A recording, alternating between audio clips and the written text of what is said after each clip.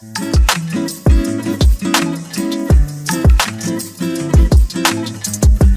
I'm your host, Renee. Today's topic is going to be lessen the losses. Yes.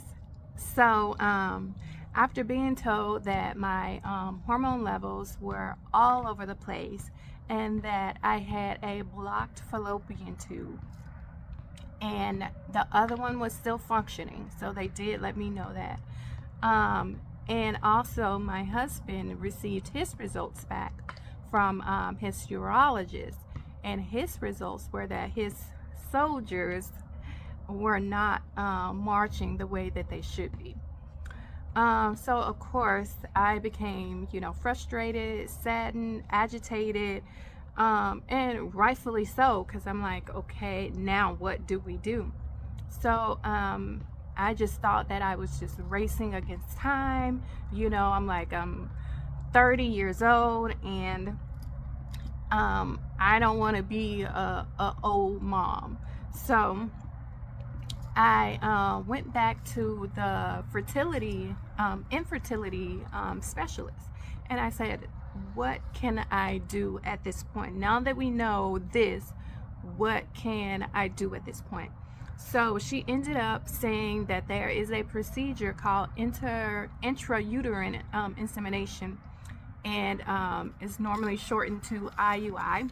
And she explained the process to me. And she said, you can talk it over with your husband and let us know what you guys decide, and we can get you set up as soon as possible. So I did just that, and I took the next available appointment. So with the IUI and with this clinic, they require you to actually pay upfront. So we did that. And here it is. Everything is, well. My husband and I were excited to do this procedure. So, date of appointment. My husband and I, we arrive on time. We're excited. We're like, let's see if this gets us, baby haul, right? So I'm in my room waiting for the doctor. Got my gown on. I'm just waiting, and my husband is giving his sample, okay, of his soldiers. So the doctor would bring the sample in and actually insert it into my uterus. So that is the IUI process shortened. So the doctor comes in the room, and she says, I do not have good news. And I go, okay, what? And she says, we have the sample from your husband, and there are no soldiers in it. It's blank. And she said there's basically no point in doing the procedure. So she said, but we can get a second sample. Some things just don't always go right. It could be, nervousness. It could be anything. So let's do a second sample if your husband is interested in that. So I said, okay. So she left the room, and she went to go speak with my husband, and she came back and she said, your husband has agreed to do a second sample. So we did that. So I'm waiting and waiting and waiting, right? She comes back into the room, and she goes, I am so sorry, but same results. There are no soldiers in this sample. And so I'm basically crying at this point. And she goes, well, you know what? We can actually continue the procedure. It's already paid for. Maybe it's a possibility that we missed something. Our equipment could have missed something. So if you want to, we can proceed with the procedure. So I said, what the heck? At this point, there's nothing that I can do but just try it. So that's what we did. I moved forward with the procedure, and that's all that I could do. So afterwards, the doctor said we wait 2 weeks to see if it took treatment to go to the lab and we can have a blood test confirmation to ensure that you are pregnant. So pretty much that's what we did. So I waited the 2 weeks. I took a home pregnancy test and it was negative. So there was basically no reason for me to go get a blood test, but I did it anyway just to follow protocol. I went down to the doctor's office. I went to the lab so they can draw blood. And later on, they called me and they said, "We are so sorry, but your test is negative." So I wasn't too shattered by the outcome, like I said, because I already took a home pregnancy test and I knew the results. So a week or so later, my husband and I, we said, "Hey, let's look into IVF. You know, we don't have time to waste, so let's keep it moving, right?" So we did our research and we decided on this one IVF clinic, and we got to talking with them. We told them our situation and things like that, and we just asked when could we begin treatment. So we knew IVF was going to be expensive, so we thought, you know, how can we save up for it, and then whatever that we don't have or whatever the gap is, we can just, you know, go and get a personal loan. So we were nervous about that, but we kind of sort of said, "Hey, you know, let's go with this. This is a plan." So we prayed over everything, and we just basically left it alone until, you know, we get a call from the IVF clinic letting us know when we could become clients and get everything started. So in the midst of leaving it alone, I was looking for a new job. Needless to say, I was accepted for this new role at another company. And in the midst of me leaving, I was informed that I would be receiving a payout from the company that I was leaving.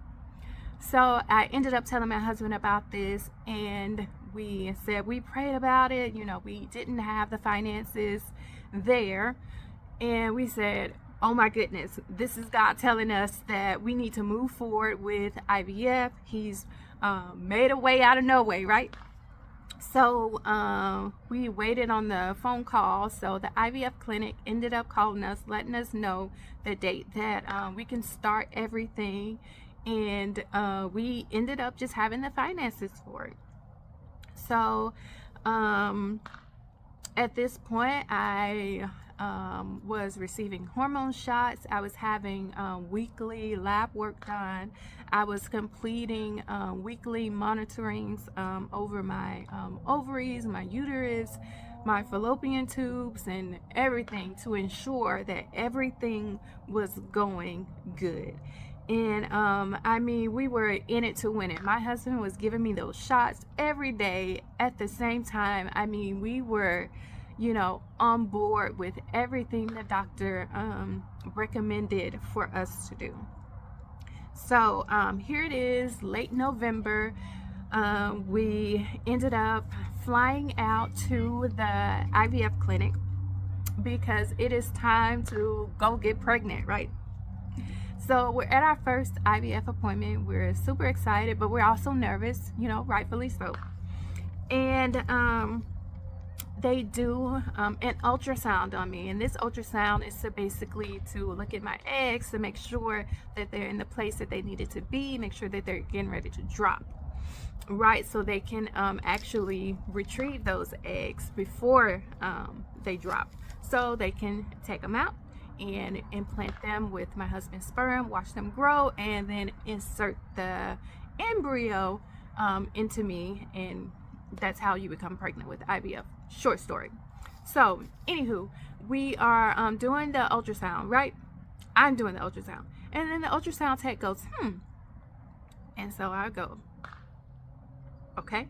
So she continues to wave the wand, you know, around, and she goes And I didn't say anything. And so she was like, excuse me, I'll be right back. So she leaves the room and she comes back with another ultrasound tech, probably, someone higher than her, or whoever the supervisor was on the shift or something like that. I don't know who the second person was. But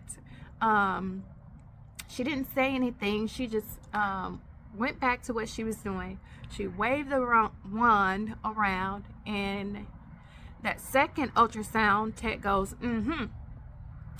And he was basically confirming her, right? And so the second tech ends up leaving the room. So she ends up just wiping me off and things like that. And she sits me up and she goes, I do not have good news. So we are seeing a few fibroids on your uterus, and we cannot move forward with treatment. She said, should we move forward with treatment knowing that you have fibroids on your uterus and you happen to become pregnant with treatment, this could end up in a ectopic pregnancy. So I'm sorry, but we cannot move forward, and just sit tight, and I will have you meet with the doctor so he can tell you what your next steps are. So I take a deep breath and I go, oh, okay. I wasn't prepared for that, but okay. So I walk out the room, and I go sit in the waiting room with my husband, and he goes, what happened? I was like, it's not going to happen today. And we go to the doctor's office, and then he pretty much regurgitated what the ultrasound tech said. And he said, what I need you to do is go back home, go to your PCM, tell them what we found, and then schedule a same-day surgery to have these fibroids removed. Once they are removed, we need you to have at least 4 weeks to heal. After those 4 weeks, we need you to have a regular menstrual cycle. After that, call us, let us know that has passed, basically 8 weeks, and then we will resume treatment. So I was just, my head is spinning, right? And I was like, this just can't be happening. I don't know what to do. I thought everything was well. Why wasn't this caught, ahead of time? So take a deep breath. I looked at my husband and I said, okay, we can do this. And that's exactly what we did. We ended up going home, scheduling an appointment, waiting 4 weeks to heal, having a cycle, and then we ended up calling them, letting the IVF clinic know that all of this has been completed and we're ready to resume treatment. But even at this point, I was praying. I was saying, Lord, I just cannot take any more bad news. I cannot take any more. Sometimes these things happen. I cannot take any more losses at this point. I cannot take it physically. I cannot take it mentally. I cannot take it verbally. I just cannot take any more losses, Lord. I need your help. Right? So, with all that being said, we go back to the IVF clinic to resume treatment. They do the ultrasound again. All is well. They don't see any fibroids. And they say my eggs are looking good. And we get ready for treatment. We prepare for treatment. So we go through the whole cycle, of the IVF, and they said, okay, we're done. Go back home, wait 2 weeks. And we already have a blood test set up for you. We've already talked to your local infertility specialist, and they scheduled the blood test for you. So after 2 weeks, just go up there and take your blood test, and we'll be in touch with you. So that is what we did. We waited 2 weeks, and afterwards I went to my local infertility clinic. They sent me down to lab, and I took a blood test. So I went back home and I waited.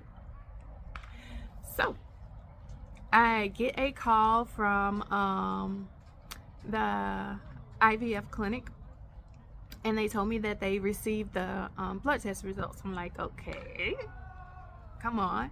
And they said, we're so sorry, it was negative, you're not pregnant. And I literally rolled my eyes, while she is saying this. I asked if they knew what happened, and she said these things happen, it's basically unexplained. There's no way of knowing, what happened to your body in those 2 weeks. And again, we're sorry. We can always try again. I said thank you, and we ended the call. So another loss. There was basically nothing that we could do after that. But I said I am not giving up. I'm going to keep going. My husband and I, we decided to look for a new fertility clinic. We did our research, and we said, we like this clinic. Let's try this one. So we ended up giving them a call, telling them our situation, and we wanted to know when could we start treatment. So now here it is, April 2019, and we are going to be trying IVF for the second time. And we got an appointment to start our new treatment in June. So June 2019, we fly out to the IVF clinic. And we do the same thing. We do the ultrasounds, we do the monitoring, and all this stuff. And everything looks good. So we are happy that everything looks good. They told us, that everything looks good, and they also asked us if we wanted, 1 or 2 embryos inserted. And I said, let's shoot for 2. What have we got to lose at this point? Let's increase my chances, right? So 2 embryos are placed at this second IVF appointment. So we do the whole rigmarole. The procedure is completed. They told us to go home. They've already set up a lab appointment to confirm blood work. So we go home. We wait 2 weeks. I go down to the lab clinic, and I give my blood, wait for them to call, right? So this time the lab called us. They did not send the results to the IVF clinic first. So they ended up calling me, and they said, we received the news from your lab work, and we're so sorry to tell you that the results are negative. You are not pregnant. At this point, I am almost numb to the losses that we have experienced so far. But I wanted a baby. And I just wanted to keep going. So I thought to myself, let me just go have my uterus checked again, right? Let me make sure that everything is fine. And although I've been having, weekly checkups with everything, it's been a couple months, since I've had a checkup. So I said I want to continue to move forward with IVF. So I want to make sure, that there are no fibroids growing back again. I want to make sure that everything is healthy and good to go. So I explained to the my local infertility doctor that I wanted to go for a round 3 of IVF. I wanted to do it a third time, and I wanted to do it as soon as possible. So here it is now, a couple months later. It's now July of 2019, and I have an ultrasound appointment to look at my uterus. And I was told that the fibroids were back, and I needed to have a second surgery to have the fibroids removed before I could do a third round of IVF. So that's what I did. I went through the surgery again. I had to wait 4 weeks for this, and then I had to wait an additional 4 weeks for this, and then I was actually able to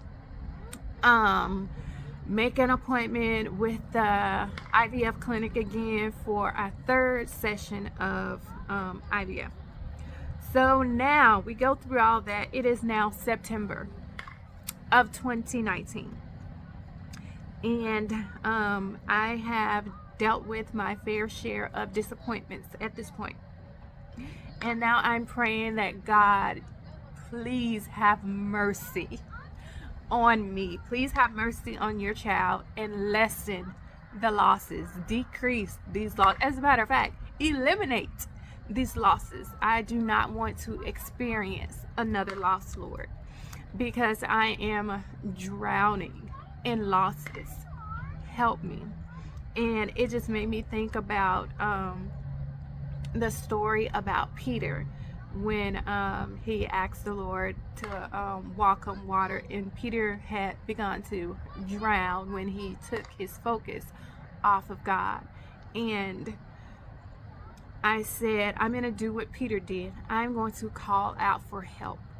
So I started praying, Lord, help me through this. Help me get through this. Bless me, but help me to get through this. And so it's just like when life was just giving me blow after blow after blow, loss after loss after loss.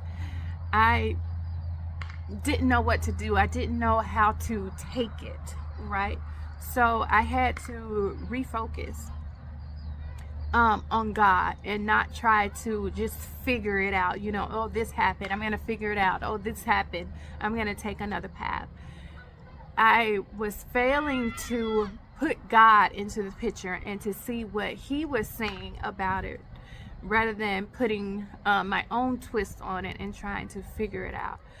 I was running away from God instead of running to him for his instructions and for his directions. I thought that, hey, well, this may be a sign from God, but since God is not saying no, or, since I'm not hearing a no, I think he's telling me to move forward. And sometimes we can do that. We can get ourselves into a situation because we have already made an answer. So it's hard to hear God's voice when we already have a made up answer for the issue, the problem, the circumstance that we are having. So that's what happened to me. I couldn't hear God's voice because I was hearing my own voice. And my, piece of advice is we should give all of our worries to God and not burden ourselves with the weight of the situations that we have going on. And this is definitely easier said than done. So, end of this episode. Stay with me to see what happens next. Here's how you can watch Purposeful for